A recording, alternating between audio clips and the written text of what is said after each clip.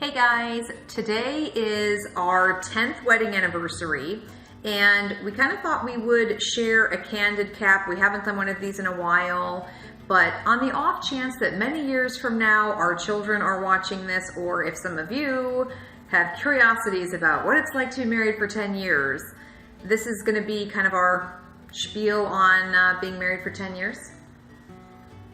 Yeah. So it's been a long 10 years, but it's been a wonderful 10 years at the same time. Yeah. So it's kind of hard to give advice because I think every relationship is different. Yeah. Our particular relationship probably won't be the same as your relationship or someone you know's relationship, and so I guess advice doesn't really always translate from person to person. But the one bit of advice, if I was to give anything, would be treat love as a verb and not as a noun. Don't treat it as something you receive that you feel. Treat it as something like a duty that you have to give to your spouse. So you need to love them actively as a verb. And that means do things for them. If you know they receive love by words of affirmation, then fill them with affirmation, constantly, especially when they seem like they need it the most. If they need encouragement, give them that. If they want gifts, every now and then treat them with something nice. But active love is not just the love languages that people have talked about. But it also is sometimes losing fights for the sake of keeping things nice at home. Yeah, swallowing your pride and sometimes taking it on the chin, Picking your fights is a big one, right? Would you agree? Yeah. So I know many times I've had to pick my fights, and I'm pretty stubborn, and I don't like losing at all, ever. But I know that for the sake of keeping a couple together, it's very important to do that and to prioritize the relationship sometimes over your pride. Yeah, I feel like 10 years actually I don't really think is that long.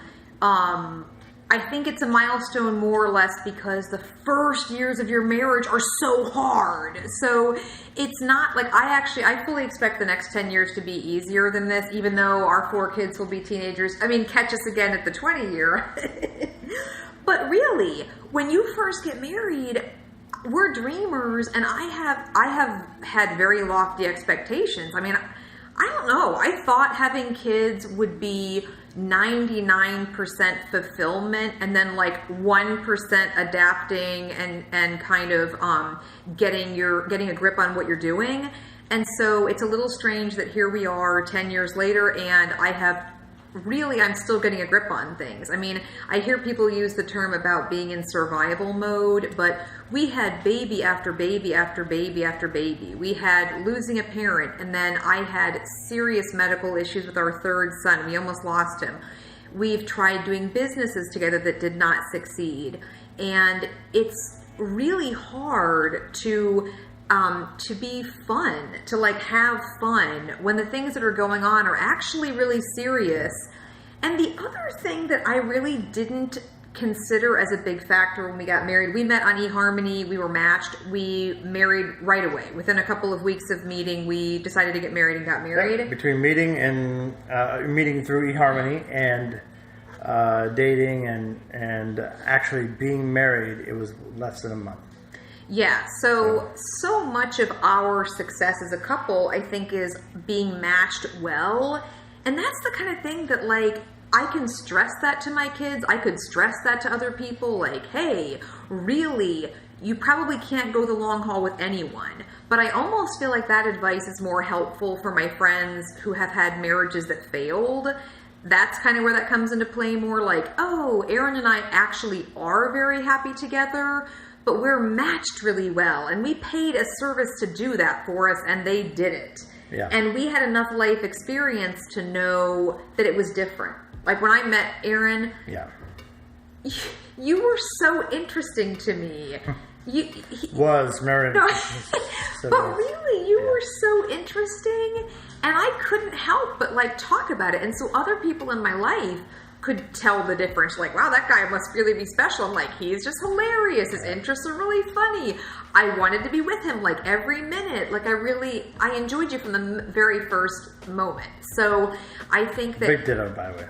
Yeah, thanks, dude. Yeah, I didn't mean to interrupt that, but okay. But yeah, for me it was something similar. I found that talking with her was much easier than I've noticed with anybody else, and that's a big deal. You know, having an easy talk. You know, being able to talk to her and her responses back felt natural and easy. And whenever a lady gets your humor, I mean, that's when you got. He's hilarious. You're really funny, though. You're funny. You're funny, even when you're like, you can't find a reason to laugh.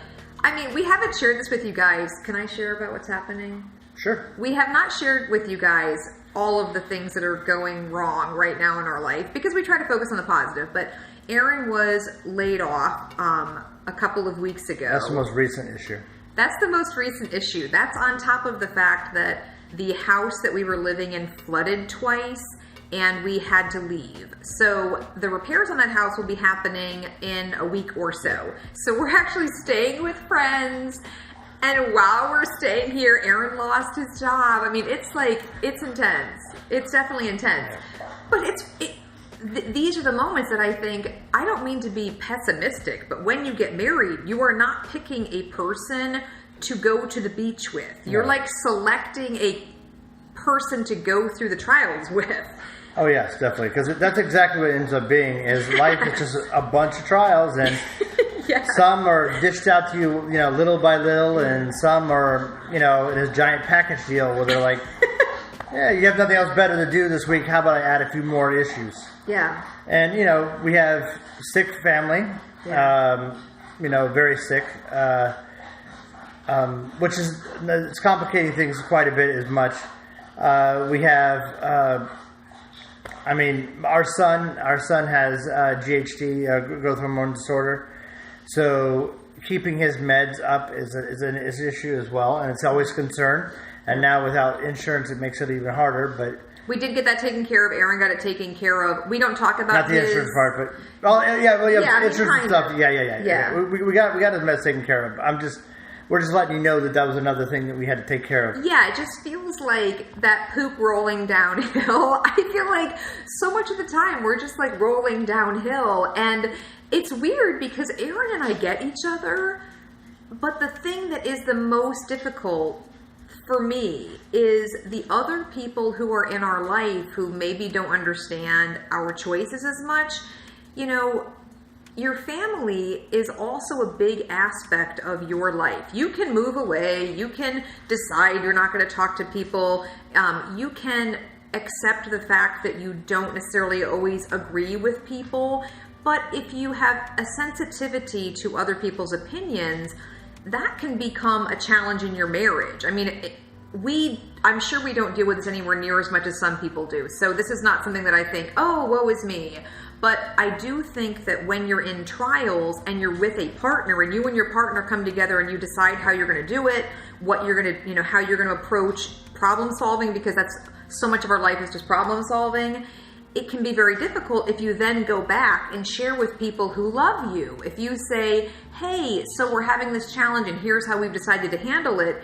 It's taken me literally 10 years to be able to filter out another person's opinion so I don't go right back to Aaron and say, I know we already came up with our plan and we have a strategy, but I talked to person A and person A doesn't like our idea, so I now feel insecure, so let's start again. And Aaron really is not receptive to that at all. I mean, and you're amazing. I love this YouTube.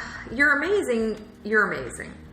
Love you, baby. But you support dreaming in a way that a lot of people don't. And because Aaron has a stable career, even though we've had these ups and downs, he's been a strong provider. So we have not needed to include other people's thoughts on our life as much because you have helped right the boat. Every time I might go, woo, off the side, you right the ship. And so if I come to you and say, it's a problem, and we've already come up with a solution, I think those things can like shatter a relationship.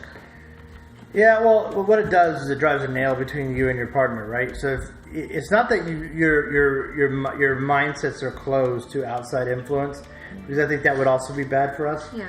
But what we do is, when we make a decision together, we're doing it with the idea that she and I are this couple that is in it together. We have a contract together. We know that whatever we decide upon affects both of us. And if another party who has zero of the context, zero extra knowledge of our inner workings, then goes to throw some salt into that, there's a very good possibility it drives a wedge between her and I. Yeah. And that's why you always got to be careful when you give advice to a couple, whether it's one couple or both of them. There's one always person in the couple. Sorry. One of the members of the couple or both of them is, you know, that you're now entering in a sacred place between them and their spouse, where the relationship and all the dynamics of the relationship are 100% unknown to you. And even though you go, well, no, they talk to me, I know, or no, I've seen them before, you know, Yeah. you don't know. Yeah. You can live next to them. They could be in your house for years, and you still don't know everything. Yeah. So it is what it is. Well, I think that lends to another thing that I think is really important when it comes to relationships. Like, I look at our coupling as sensitive. Like, what is it when it's like your chemical compounds are like, oh, it doesn't take very much to like throw off the pH. Unstable? Well, I don't know. It's not that we're unstable. It's just that, you know, there are times when we... Volatile is what they call it. I don't know. Volatility, Okay, well, right? maybe. Right? So volatility. When something is only stable in a very, very thin area. And I think what you're saying, you tell me if correct me wrong, is marriage is like that. Not just our marriage. I mean, I literally... All marriage is volatile. Yeah. You know, it's funny. I've actually heard this probably best from a divorce lawyer. But they mentioned something about the most important partnership in life is also the most fragile partnership in life, which is marriage. Yeah. And it's because it's very much takes both people to make it work, and only one person to make it not work. Whereas most partnerships are not like that. Most partnerships, you're locked in contractually to fill in your obligations, and that's what's so interesting about that. Is that marriage is very fragile, and life is really hard. So 10 years is only difficult because of that. Yeah, I think that when I look at marriage and I think, oh, it has a 50% chance of failing, I think it's because there's two of us, so it takes one of us having a really bad day and just deciding you can't anymore. And so that's how I look at it. I mean, I think that any day something could happen, and I like that keeps me on my toes, because I do feel like it's really foolish. Like, I just think it would be ridiculous if I said to you, well, because I committed myself to Aaron, I will never break that. Like, somehow I'm a superhuman person who never acts irrationally. I'm like, I act irrationally just driving to the store. I mean, there's so many things that cause me to behave in a way that I'm like, I'm not really proud of that. And there's just a lot of things that can go wrong. So I'm just super thankful that we've made it these 10 years. And I think there's a lot of factors that went into that. And I hope that we continue, and I really love you. But I just don't think that it's as simple as looking at people and saying, well, they're happy and therefore that's it. It'll always be. Like, I really hope I'm always with you, and I love you, and I hope we get a job soon, and I hope we don't have to stay with friends very much longer. And yeah, we love our friends, but it is very stressful to them and their lives and their marriage to have us there. So yeah, imagine having 4 little kids. I mean, we are a thing. We are a sight to behold. So we are blessed. We have good friends. Yeah. They respect our marriage, and I think most good friends will respect your marriage. Yeah. One thing you need to know, I don't care if it's your best friend, if you want it to work, you have to understand that your spouse is more important than that best friend. Even if you've been best friends for 20, 30 years, grew up together, I don't care. The whole idea about having a spouse is that that's a lifelong commitment to a person where you're, generally, not always, but generally, you're there to start a family. And a family needs an incredible amount of stability. And that can only happen with a healthy relationship between you and your spouse. And so it's a very tough place to be because you really have to commit. Yeah, I mean, we really believe that marriage is primarily a religious vow that you make to God in front of others and to each other. So for us, and that doesn't mean we're judging as in one marriage is better than others. We're just saying that from our background, this is what we believe. Yeah, we are. I'm not as concerned about the legalities of it outside of the fact that I made a commitment to God that I would overcome the things that came between us to the best of my ability. Yep, same and here. So many times, I know I'm not offering my best, and that's the thing that makes me turn around and go, you know what? Apologize, and apologize as quickly as you can. The minute that little thing in your head goes, that wasn't right. Mm-hmm. Instead of fighting it, I try, even when I don't feel like it, I try really hard to go, that wasn't right. You need to apologize. You said something that was rude. You need to apologize. You need to walk back in the house. Like when I get mad and I just want to walk out. Because the longer you do that, longer you fight, the bitterness sets in, and bitterness takes a while to root out. Like I remember some of our earlier fights were like that, and we had bitterness in our lives, and it took months to go away. And that's not right, because that could have been nipped in the bud. And later in our life, that's one of the things that we noticed, that over time, we nip things in the bud within a day. Yeah, we have to. I really do believe we have to. I mean, I'd love to say that I have the flexibility in the room to just be petty for days, but yeah, I mean, I hate to even say this, but early on in our marriage, I was irritated with Aaron, and it was the night that his father passed away. And he kept calling me, and I was in the store, and I was really irritated. And by the time I answered the phone, I answered it from the state of being a frustrated wife. And I feel like I never want that to happen again. And so I always just try to remember that there are much more important things at stake in life, in the greater picture of life. There's so many more important things happening than my upsetness over an attitude or an action that's petty. Yeah. Whatever the case may be, it's not more important than the entirety of your life together. Yeah. And I've had to do the same thing. My pride can't get in the way of me as a husband being an actively good husband to her and loving her. And that's another thing. You have roles. Whether you think you do or not, your role as a spouse is to provide that part of that bedrock for your other spouse. They need to know that you're home. Yeah, the you're safe part of place home. that you, yes. Because life is hard, man. Yeah. Why make it harder? This is what I tell my kids.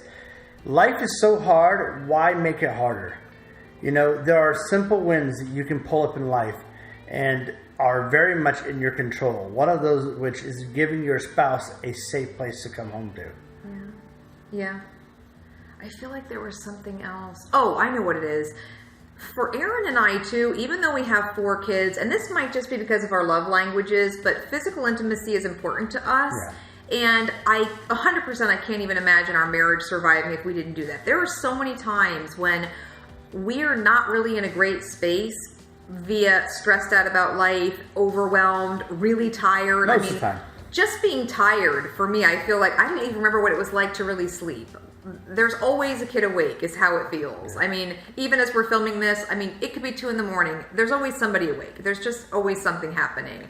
And so a lot of times I feel like coming together and having our physical intimacy, it very quickly washes away stress and gives us a new start. I feel like I'm starting on a fresh page. Whatever my stress was, it's very, very, very, it's very almost like an affirmation that we are still together, we're still here, that this is still home, this is still safe, even if we totally dislike each other's faces for that day for whatever reason, because you will get on each other's nerve.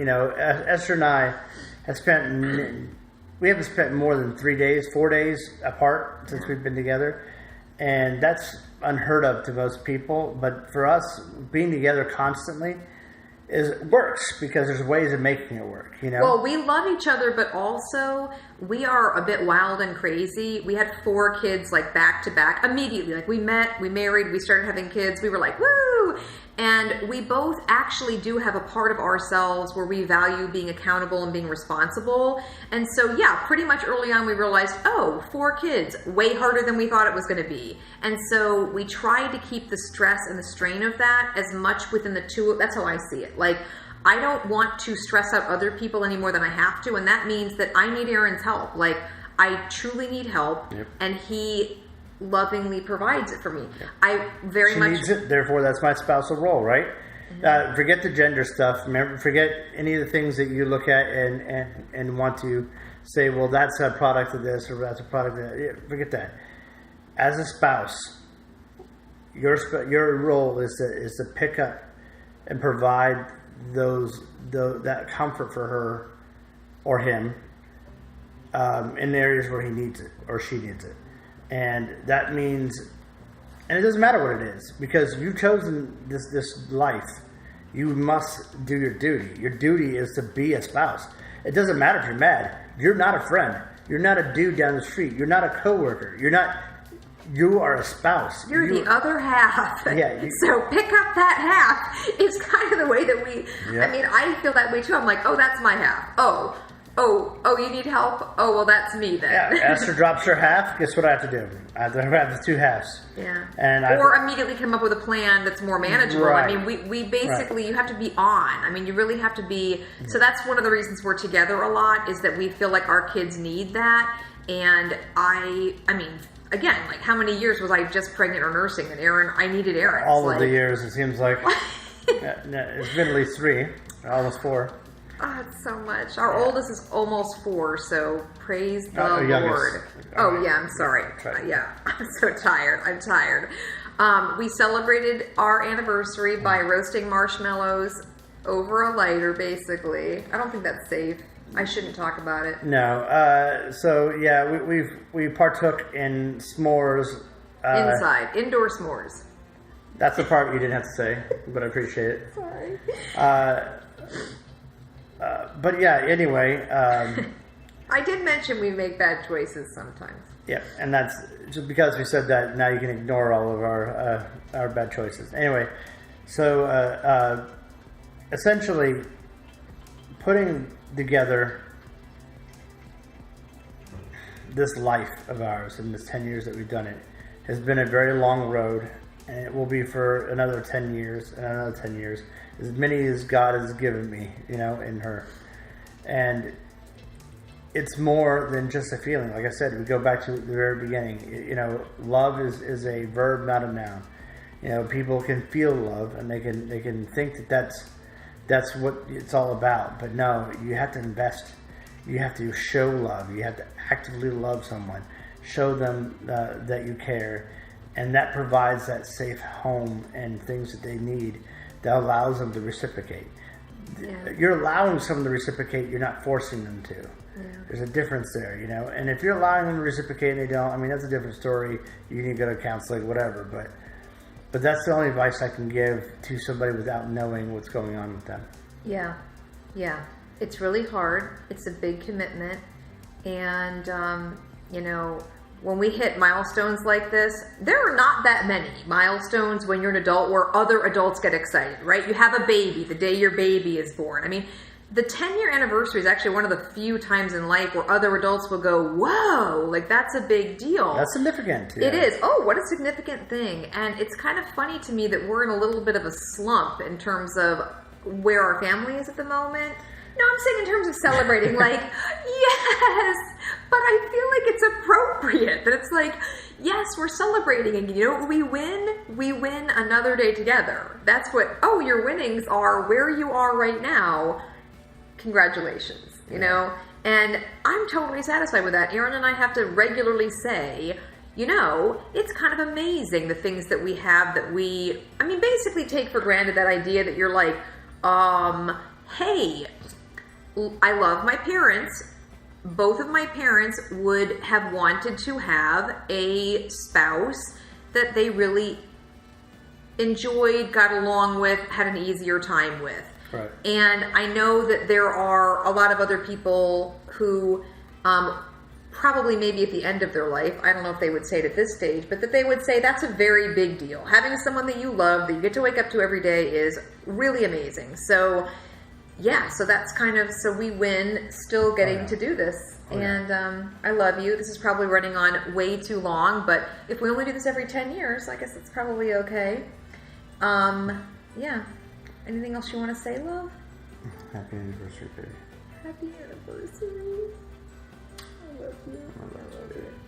So we're going to wrap this up, and we will be giving you guys an update on our life events, essentially when we have more information, when it's like on the upside. So if you're ever wondering where a video is, or where this is, or where that is, well, there's probably a good chance that we don't know either. So yes. Soon we'll have very good news. It's kind of my answer to everything. Yeah, well, whatever soon might be. You just have to understand that people, including ourselves, families, they go through ups and downs, and sometimes those downs, they slow things down. So yeah, sometimes the downs slow things down. That's really The good news is, 10 years now, out of the way. Yeah, 10 we years. We have 4 children. Yeah. No more coming. Vasectomy, that happened. Yeah. Another thing that need to be said. Yeah. All right. No, but no more kids. Hopefully we'll have our bus going in the next however many years. Yeah. But we have big dreams, big plans, and onward and upward. Yeah. All right. Well, I wish you guys luck if you're in a relationship. I wish that you guys will get the same love and fulfillment that I have and she has. And well, I hope to see you next video. Yeah, we enjoy sharing our life with you guys. So feel free to leave anything that you might want to know in the comments and stuff. She reads every single one. Yeah, I do read every single one. And if you post something and it doesn't show up right away, there's a very good chance that filters picked it up. Yeah, sometimes that happens. But don't worry, she does go by those and clears them once in a while as well. So. Yeah, our hope is that our family channel in general and our videos will be helpful. And we do like to be able to connect with other people because life is hard, and if you can find a positive place to share or to gather information, we'd like for that place to include this channel. Yeah. All right. So, okay, we'll catch you guys next time. Bye.